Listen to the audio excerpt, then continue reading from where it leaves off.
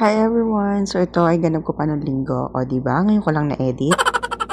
Sobrang naging busy lang talaga ngayong opening of classes at first week of school. Pero ayun, balik na ulit tayo sa pag-upload. By the way, flex ko lang itong silk na pantulog na nabili ko sa Orange app.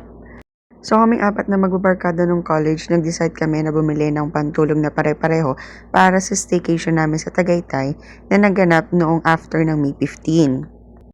Large ang size na pinipili ko kapag umu-order ako ng mga pantulog kasi gusto ko na comfortable yung susuot ko. Gusto ko maluwag. Ayoko na fit. Nakapantulog na ako pero hindi pa ako pwedeng matulog dahil kailangan pa magplansya ng mga uniform.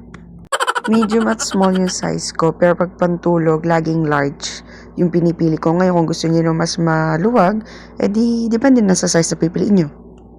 Ayan at nandaglag pa yung mga uniform. Ito nga't inaayos ko na yung 4 na set ng uniform na kailangan kong plantsahin para sa 4 na araw sa buong linggo. So wag yun na lang pansinin yung mga nagtitikwasan kong buhok dahil hindi na ako nagplantsa dahil tutulog na rin naman ako. So paano hanggang dito na lang, mag-check out na kayo ha.